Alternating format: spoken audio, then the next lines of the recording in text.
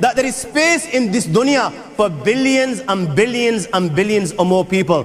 But what is this dunya in comparison to what Allah subhanahu wa ta'ala has created out there?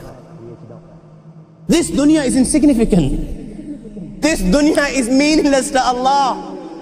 It means nothing. It is worthless. So worthless, compare it with the sun. The sun is one star. You know more science than me. You'll be able to tell me better.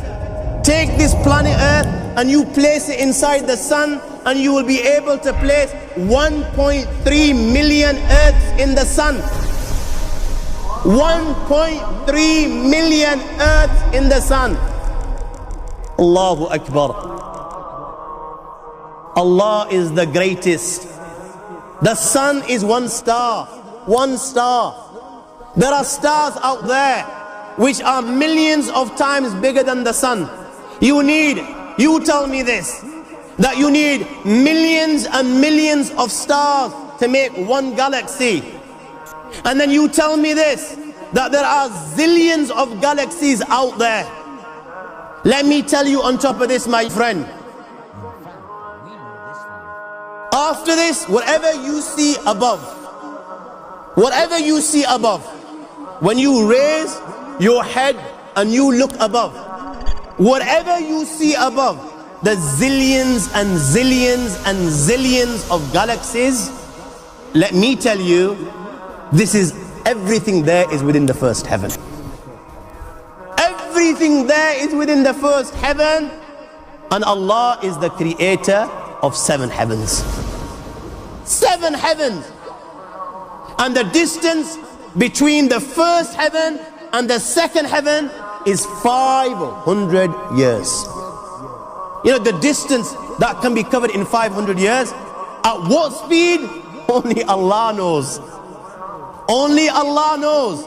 But it will take 500 years to get from the first heaven to the second heaven. 500 years from the second to the third, third to the fourth, fourth to the fifth, fifth to the sixth, sixth to the seventh. Every time it will take 500 years. After the 7 heavens,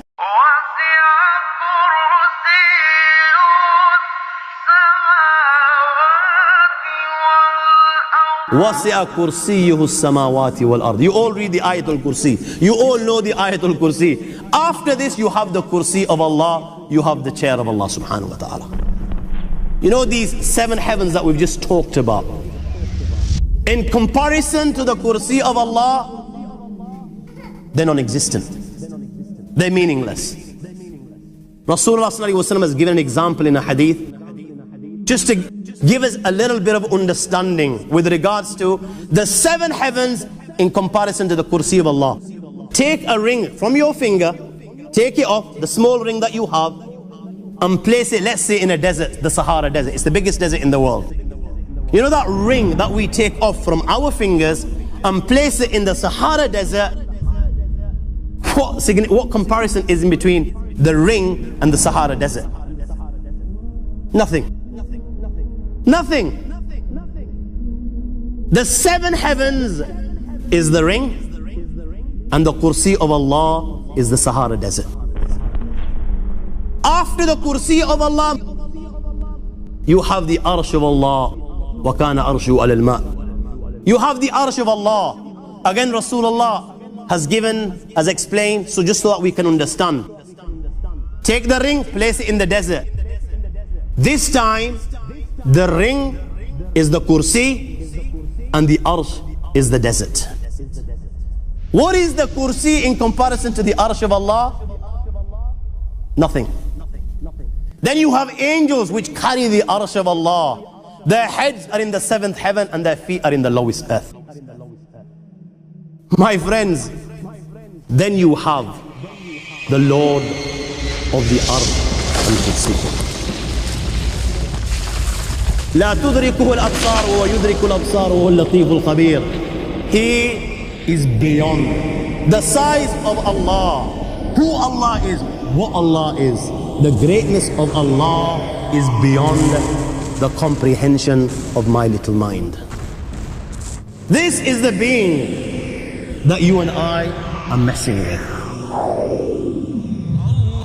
الله لا إله إلا هو الحي القيوم لا تأخذه سنة ولا نوم له ما في السماوات وما في الأرض من ذا الذي يشفع عنده إلا بإذنه يعلم ما بين أيديهم وما خلفهم ولا يحيطون بشيء من علمه إلا بما شاء وسع كرسيه السماوات والأرض ولا يؤوده حفظهما